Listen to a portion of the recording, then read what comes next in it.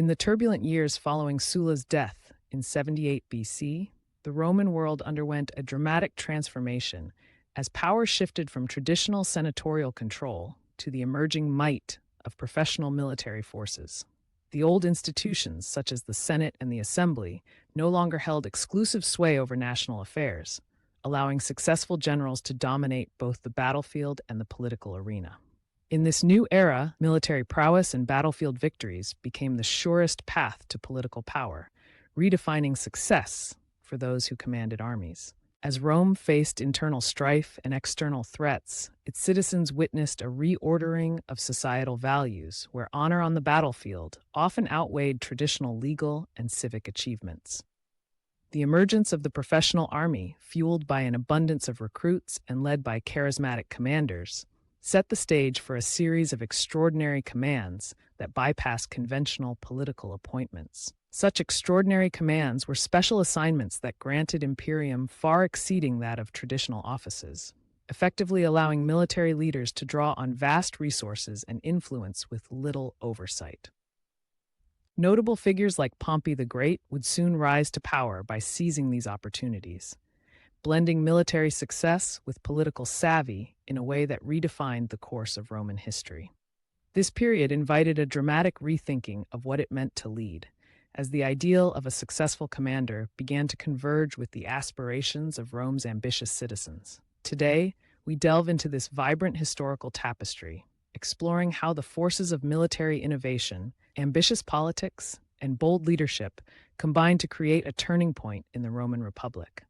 A turning point that continues to captivate both historians and the casual observer alike. The evolution of military commands, driven by the pressing needs of a sprawling republic, not only reshaped Rome's internal structure, but also set in motion events that would ripple across centuries.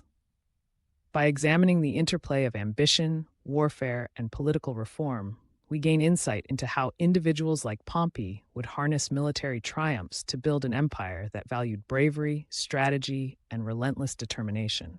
The rising importance of military strength over traditional bureaucratic systems set the stage for an era where victory on the battlefield was intertwined with influence in the halls of power. Our exploration now unfolds the dramatic saga of a changing republic, revealing a world where exceptional military commands and bold, innovative leadership were the keys to rewriting Rome's destiny. Indeed, the stage was set in the years following Sulla's rule, when domestic unrest and power struggles opened the door for ambitious men to carve out their destinies. The revolt led by Lepidus in 78 BC underscored the widespread discontent as those marginalized by Sulla's reforms sought to reclaim lost rights and properties. After Lepidus's defeat and subsequent retreat, the remnants of disaffected forces regrouped in Spain under the leadership of Quintus Sertorius, whose appointment as governor by Cinna laid the groundwork for his rebellion. Sertorius, known for his guerrilla tactics and innate charisma, quickly earned the trust of native Spaniards and former Marian loyalists, setting up a parallel government that mirrored Roman institutions. Facing a serious threat to Roman authority in hither Spain, the Senate reluctantly turned to a young and promising general, Pompey, whose military reputation was becoming a hallmark of burgeoning success in Rome. Pompey, undeterred by political opposition, seized the chance to command an expedition to Spain, leading an army of 40,000 determined soldiers into the heart of insurgency. Despite initial setbacks and fierce resistance from Sertorius's seasoned fighters, Pompey's persistent maneuvers and skillful coordination gradually tilt the balance in Rome's favor. In a series of daring campaigns during 76 and 75 BC, Pompey pushed Sertorius back, securing crucial victories that restored order and reinvigorated Roman control over the rebellious region. However, as the fighting dragged on and challenges mounted, Pompey found himself forced to cross back over the Pyrenees, pleading with the Senate for much-needed reinforcements to sustain the campaign. The arrival of these fresh forces in 74 and 73 BC proved decisive as Pompey's tactical brilliance, combined with the bolstered manpower, eventually overwhelmed the stubborn resistance led by Sertorius. Pompey's campaign in Spain was marked by both strategic risk-taking and a creative use of military innovation that captivated not only the citizens of Rome, but also those disillusioned by prior regimes. These events in Spain not only enhanced Pompey's personal reputation, but also set a precedent for military command that would ripple through Roman history, inspiring future leaders to blend politics with battlefield valor. While Pompey fought in Spain, the eastern frontier of Rome faced its own set of challenges, with Mithridates Eupator asserting his authority in the Near East. After securing peace with Sulla, Mithridates focused on consolidating his realm, reorganizing his military forces, and preparing for renewed conflict with a Rome that remained ever vigilant. The tensions in Asia Minor were further heightened by Tigranes of Armenia, who had expanded his dominions by annexing Syria and establishing Greater Cappadocia, thereby altering the regional power dynamics. In response to these emerging threats, the Senate appointed the experienced General Lucullus to oversee operations in Asia, Cilicia, and Bithynia. Assigned alongside his colleague Cotta, Lucullus took charge of major campaigns against Mithridates, employing both military might and clever siege tactics to reclaim Roman territories.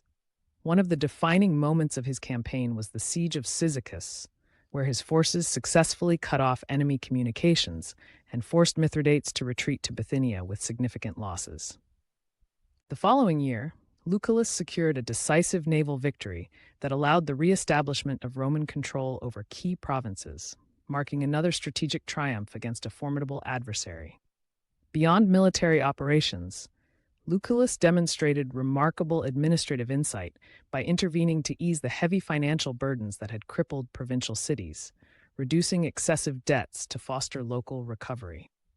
This act of fiscal reform not only alleviated the suffering of many, but also won Lucullus the admiration of local populations, further solidifying Rome's grip over its territories.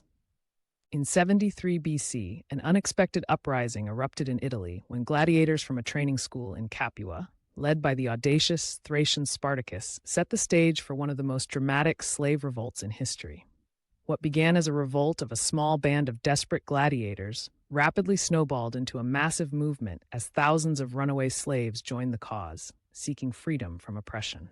Under the charismatic leadership of Spartacus, along with key figures such as Crixus and Onmaus, the rebel forces swiftly overwhelmed Roman praetors in several stunning battles. At its peak, the rebel army swelled to an astonishing 70,000 men, creating an image of unstoppable momentum that reverberated across every corner of southern Italy. Initially united by a common dream of liberty, the forces eventually fragmented as Spartacus and his followers diverged in strategy, with some aiming for escape via the Alps and others content to roam the Italian countryside. The Roman consuls, initially hesitant to engage, were forced to act as the situation grew increasingly dire, prompting the Senate to appoint the determined Marcus Licinius Crassus, a veteran of Sulla's legions, to restore order. With disciplined tactics and unwavering resolve, Crassus managed to encircle Spartacus's forces in the rugged terrain of Bruttium, creating a bottleneck that left the rebels vulnerable. In a final, brutal confrontation, Spartacus fell in battle while thousands of his followers were captured and crucified in a display meant to terrorize any future insurgents.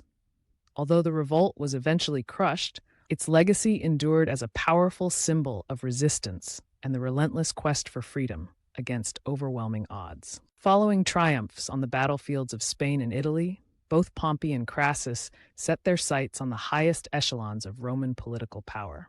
In an era where military achievements were the currency of influence, holding the consulship became a coveted prize that few could legitimately claim. Pompey's candidacy, though popular, was seen by many as a threat to the traditional constitutional order, while Crassus, fresh from quelling the slave revolt, faced restrictions due to his recent praetorship. Despite these challenges and mutual rivalries, the two powerful generals recognized that uniting their efforts would not only strengthen their individual positions, but also reshape the political landscape in their favor. In a historic political maneuver, they brokered alliances with the populares, champions of the common people, and reached out to the equestrian class by pledging to restore their influence in the courts. This unification allowed them to bypass traditional senatorial resistance and secure special legislative measures that legalized their candidacies for the consulship. During their consulate, notable reforms were enacted. The tribunate was revitalized, granting it greater influence, and the organization of the jury courts was restructured to include representatives from the Senate, equestrian class, and tribuni aerarii. Amidst the shifting political sands of Rome, the trial of Caius Verres emerged as a striking example of the rampant corruption that plagued provincial governance. Verres, who served as propraetor in Sicily for several consecutive years, amassed a fortune through systematic abuses of power and blatant extortion. He exploited his position by initiating false accusations, intimidating judges, and selling municipal offices, all to enrich himself at the expense of the local population. The provincial cities, suffering under his heavy exactions, banded together to seek justice, a move that would eventually bring the controversial governor to trial. The prosecution was led by the young and eloquent Marcus Tullius Cicero, whose speeches not only laid bare the extent of Verres's misdeeds, but also resonated deeply with a public incensed by corruption. Cicero's succinct yet powerful arguments, delivered with remarkable clarity, dismantled the defense's strategies and forced the legal process into a swift, inevitable conclusion. Before the trial could extend further, Verres chose to flee into exile, and he was subsequently condemned in his absence, leaving his ill-gotten gains to fuel public outrage.